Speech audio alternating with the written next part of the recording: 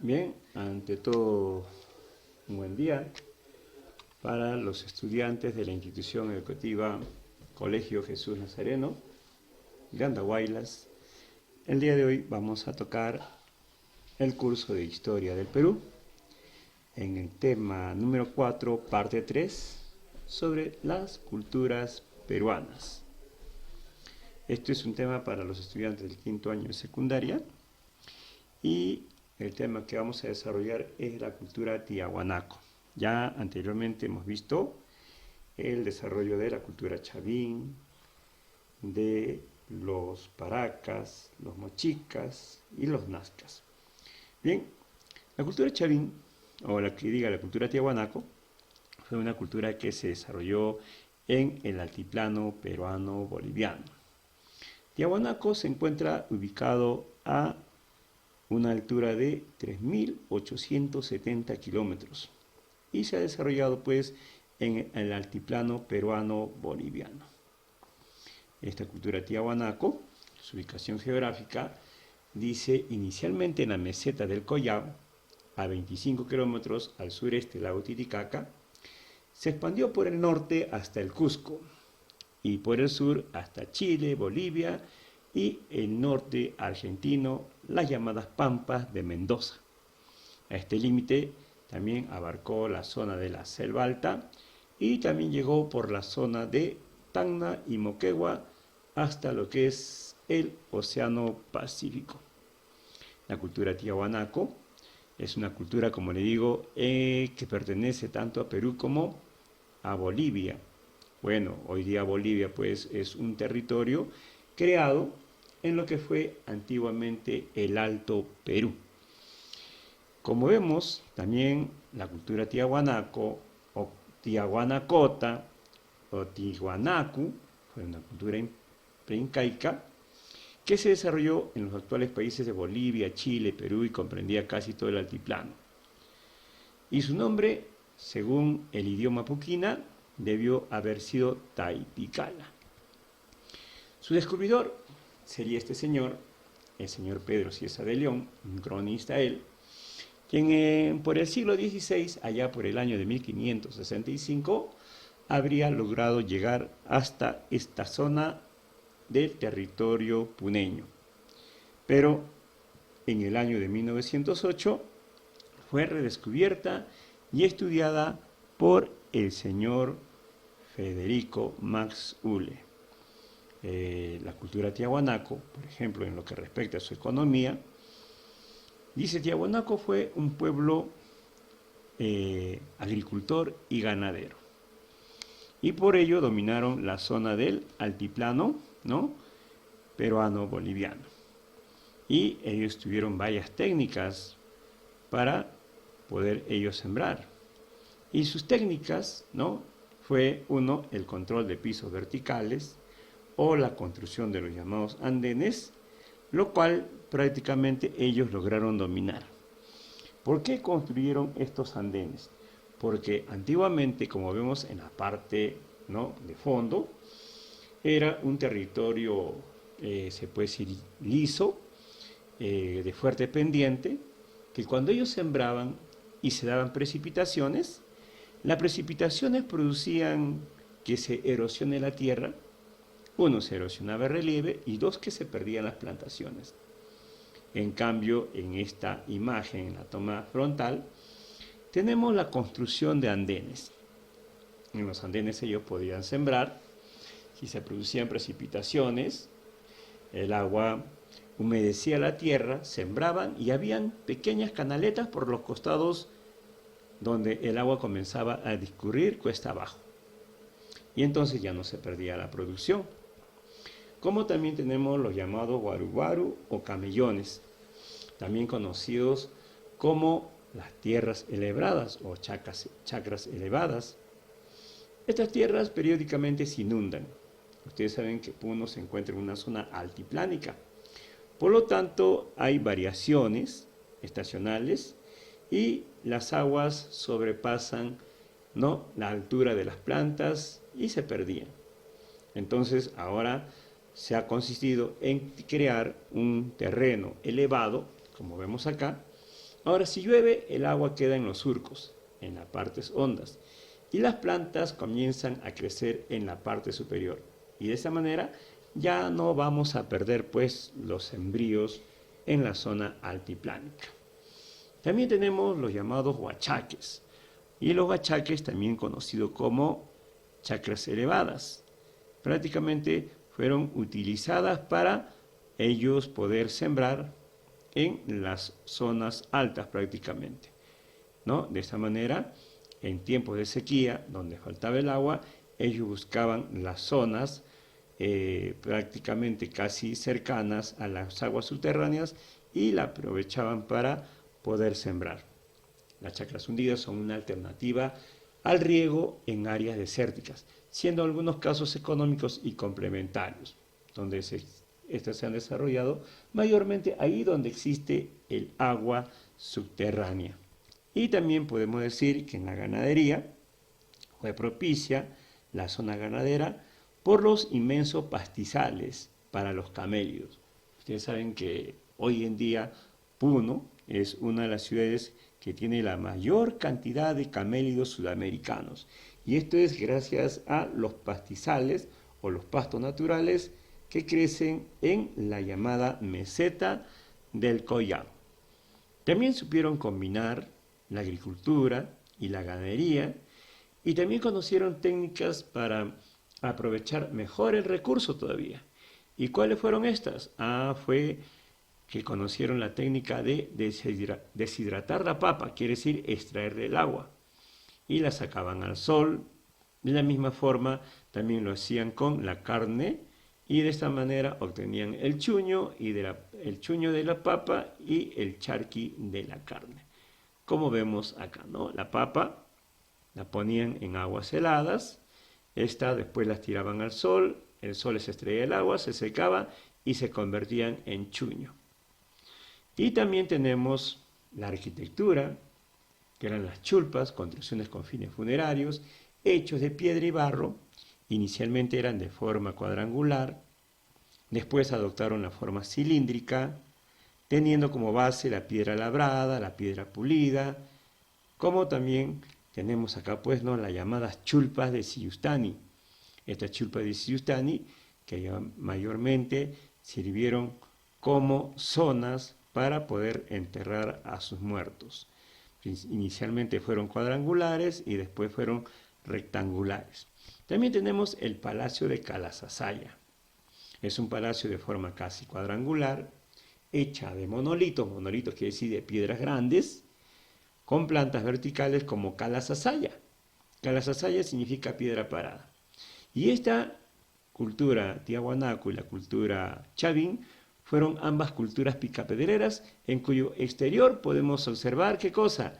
Las llamadas cabezas clavas, aunque más pequeñas, pero también en mayor cantidades. Y dentro de Calasasaya encontramos esto de acá, que es la llamada Portada del Sol. La Portada del Sol es una piedra gigantesca, de una sola pieza, tiene 4 metros de ancho, 2,75 metros de alto y 80 centímetros de espesor. En la parte central y superior de esta Portada del Sol encontramos la figura de ¿quién? La figura del dios Huiracocha. En el exterior de la fortaleza se encuentra esta piedra monolítica llamada también Intipunco en el idioma quechua, ¿no? Intipunco significa puerta del sol. Y como vemos en esta imagen, es una sola piedra que ha tenido una fractura en la parte, ¿no?, en la parte superior, y en el centro encontramos el dios Huiracocha. Esta es la parte posterior de la piedra y, como les digo, en la parte superior encontramos la presencia del dios Huiracocha, el dios de las varas, el dios de los rayos. Este también es conocido como el dios Llorón Visco, el mismo que se encuentra ¿dónde?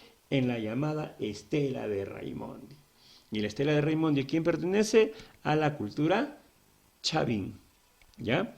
Y también dentro de ellos encontramos la terraza de Pumapunku, que son de forma semicircular. También ahí se encuentra la fortaleza de Acapana, de una construcción subterránea a pocos metros de el Palacio de Calasasaya, que actualmente se encuentra pues en territorio puneño. Acá tenemos Acapana, un centro, ¿no?, prácticamente hundido en la cultura tiahuanaco. Y en lo que respecta a sus esculturas, está representado por monolitos de gran tamaño y de carácter monumental, como por ejemplo el monolito del fraile y el monolito de Bennett, que representan figuras antropomorfas, descubierto por Bennett, ¿no? Y esta escultura megalítica, monolítica también, tiene 7 metros de altura. Actualmente se encuentra en una de las avenidas de La Paz, ¿no? Y también en lo que respecta a su cerámica, una cerámica incisa, pintada de color rojo ocre, anaranjado, que es el color que más predominó o sobresalió, y tiene motivos de cóndor, felino, serpientes y otras figuras geométricas. Y su máxima representación es el bazoquero. Formas cilíndricas predominantes fueron el bazoquero y el pebetero, que era de madera o de arcilla. Por lo general tiene la forma de un felino con el lomo abierto, como tenemos acá, ¿no? Es el pebetero, que tiene el lomo abierto, y era un huaco ceremonial porque servía como incendiario en los templos. También ellos desarrollaron orfebrería, y los tiahuanacos fueron los primeros en realizar aleaciones de cobre más estaño y obtuvieron como resultado el bronce, ¿no? También tenemos, ¿no?, que la cultura tiahuanaco fue un estado expansivo y más no un estado conquistador o imperialista como otros lo veían. Y también tenemos, ¿no?, otra cultura que también se desarrolló, que fue prácticamente, ¿no?, lo que es la cultura huarpa. Los huarpas se ubicaron en la región Ayacucho, ¿ya? Hace referencia al río Huarpa, apareció entre los años 200 a.C. a 500 después de Cristo, descubierto por este señor, el señor Luis Guillermo Lumbreras. Huarpa ha sido estudiado principalmente por la relación que tiene con la cultura huari, porque ustedes deben saber que la cultura huarpa fue una cultura que prácticamente no sirvió de base para el desarrollo de los huaris, ¿ya? Ahora, en su población, desde sus orígenes, esta cultura mantuvo relaciones muy estrechas con la cultura nazca, ya que los nazcas más los tiahuanaco y los huarpas van a formar en lo posterior el primer imperio andino del Perú. Acá algunas de sus poblaciones que tenemos, ¿no?, que están hechas prácticamente a base de adobe, con también piedras, ¿no?, superpuestas. Y su cerámica es conocida principalmente porque su cerámica se caracteriza por una decoración algo traída, a pesar de que aportó también los nazcas, no desarrollaron una buena cerámica. Tuvieron una cerámica de base plana con diversos matices o colores en la superficie. Una cerámica muy inferior al desarrollo de la cerámica como los mochicas y los nazcas, que se desarrollaron casi contemporáneamente, ¿no? Y también debemos recordar que el punto más importante de esta cultura fue la canalización de las aguas de los ríos, y prácticamente también bloquearon el agua de los ríos para que de esta manera ellos pudieran controlar el agua en la sierra. Fue la única cultura que tuvo doble producción agrícola al año. Dice, su actividad económica fue la agricultura con experiencia en la tecnología hidráulica y el uso racional del agua, ¿no? Aparte de ello, también tenemos a otra cultura, y la otra cultura es la cultura huari o imperio huari. Esta cultura huari fue descubierta por el arqueólogo peruano Luis Guillermo Lumbreras. Y la capital de los huaris es Huari o Viñaque, ¿no? Dice, aproximadamente entre los años 600, ¿no?, después de Cristo, hasta el año 1100, se desarrolló este primer imperio andino. Y esta cultura huari, su ubicación estaría prácticamente en el departamento de Ayacucho. Pero ¿qué pasa? Que los huaris se lograron extender en gran parte del territorio peruano, llegando por el norte hasta Lambayeque, en la zona costera, y por el sur hasta Moquegua. Pero también llegaron prácticamente hasta la zona de Cajamarca en Otusco y Piquillacta en la zona de Cusco. Los huaris son producto de fusión de tres culturas. Los nazcas, tiahuanaco más huarpa. Los nazcas que aportaron urbanismo y cerámica. Los tiahuanaco, su religión y su cerámica, y los huarpas desarrollaron la técnica prácticamente hidráulica. La ciudad huari más asociada en esta cultura se encuentra a 25 kilómetros al noroeste de Ayacucho, que ahí se ubica prácticamente la zona de Viñaque o Huari, que fue su capital. Aparte de ello, también vamos a tener que sus principales actividades fueron de carácter militar. Combatieron, dice, a lo largo ancho del territorio peruano, conquistando diversos señoríos de aquel entonces, como por ejemplo este de acá, que es el templo de Pachacamat, y eso se encuentra al sur de la ciudad de Lima. Los huaris tuvieron ¿qué cosa? Tuvieron las llamadas cabeceras de región, y acá tenemos las cabeceras más conocidas, como Viñaji con Chopata en Ayacucho, Pacanamo en Lambayeque, Huiracochapampa y Marcaguamachuco en La Libertad, Huilcagoín en Ancas, Pachacamaca, Jamalquí en Lima, Guarihuilca en Junín, Pachecoatalco y Coscopa en Arequipa, Cerro Baúl en Moquegua, esta es la imagen de Cerro Baúl, ¿no? También tenemos Guayhuaca, este cerro de Guayhuaca, acá en Andahuaylas, Apurima, que también fue un centro administrativo de los huaris, al igual que Piquillacta, Curahuasi, en Cusco, aunque Curahuasi pertenece acá a Apurima, Pucará en Puno y Guayurí, que se encuentra en la ciudad de Ica. Este es el famoso Cerro Baúl, que se encuentra en la ciudad de Moquegua. Pero no hay nada de importante en este cerro, sí, pero servía como centro administrativo, quiere decir que desde allí controlaban el accionar de las personas. Como también tenemos el centro administrativo de Piquillacta en Cusco, ¿no? También otro de ellos es el centro administrativo de Conchopata, que se ubica en la ciudad de Ayacucho. También tenemos el centro administrativo de Cajamarquilla, eso queda por Puente Piedra, en la zona de Lima, el centro administrativo de Pacanam, que también es un cerro piramidal, ubicado en Lambayeque. También tenemos Guarihuilca. ¿Y dónde está Guarihuilca? Guarihuilca está en la región Ancas. Huilcahuaín. Huilcahuaín también se encuentra en la región de Junín. Y también tenemos el centro administrativo de Viñaque, que fue la capital prácticamente de esta cultura. Dentro de ello tenían también pequeños corralitos que eran criaderos de los llamados conejillos de indias, como eran los cuyes.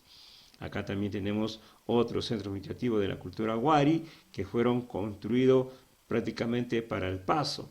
Inclusive algunos caminos de los huaris, o mejor dicho, no algunos, sino todos los caminos de los huaris que sirvieron para unir sus cabeceras de región, hoy día ¿qué son?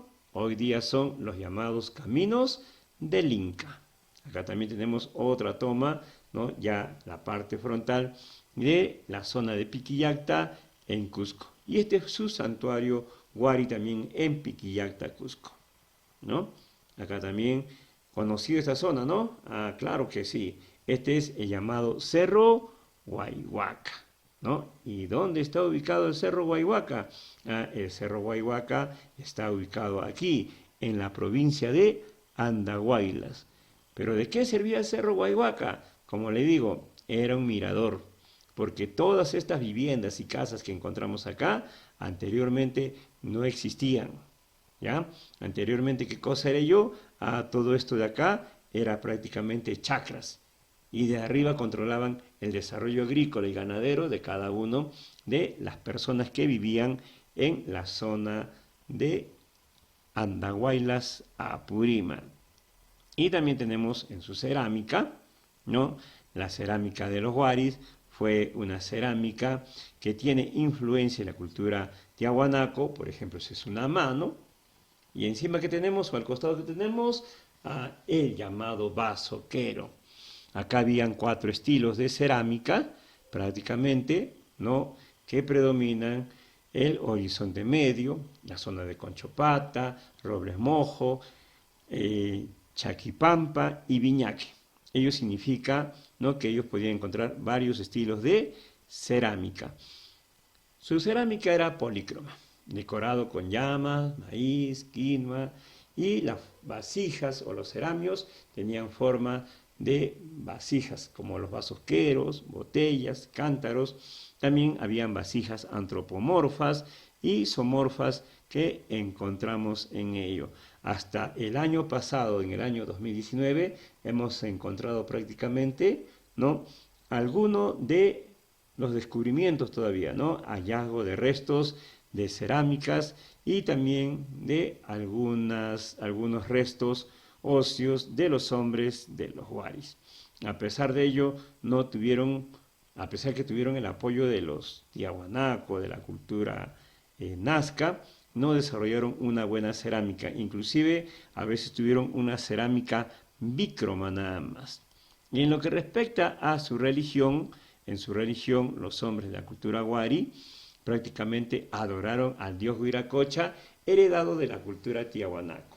Esta cultura apareció primero, esta escultura apareció primero, ¿dónde? En la llamada estela de Raimondi, que es el dios Huiracocha, hoy llamado dios de los báculos o dios de las varas. Los huaris difundieron la adoración de este dios, ¿no?, proveniente de la cultura tiahuanaco, y reprodujeron, se puede decir, figuras tanto masculinas como femeninas en perfeccionamiento. También realizaron máscaras de oro, estatuas de felinos con rasgos humanos, revelan también la destreza de los artistas. Y también tenemos en el templo de Pachacamat, o el desarrollo de la cultura Ixma, que fue un centro religioso importante del periodo huari. Y acá también tenemos la adoración y veneración del llamado dios Huiracocha. Aunque los huaris también tuvieron conocimiento de su textilería, que fue rica, hecha en base de lana de auquénidos con figuras geométricas. A pesar de esta influencia de los nazcas, los huaris prácticamente, aun cuando los textiles más antiguos tienen un estilo más pobre, con menor calidad que otras culturas peruanas. Finalmente los huaris lograron desaparecer aproximadamente en el año 1100, y muchos dicen que los que produjeron la caída de este gran imperio andino fue la cultura chanca de Andahuaylas, quien los hizo prácticamente retroceder de sus cabeceras de región, ¿no? Y en lo posterior se van a formar las culturas del llamado intermedio tardío. Bien, jovencitos, este es un avance porque ya vamos a desarrollar las clases virtuales con ustedes, ¿no?, para que tengan cualquier pregunta para hacer, ¿no? Quien les habló es el profesor Juan José Atoche Garay, del área de Ciencias Sociales del Colegio Jesús Nazareno de Andahuaylas. Que tengan buen día. Gracias.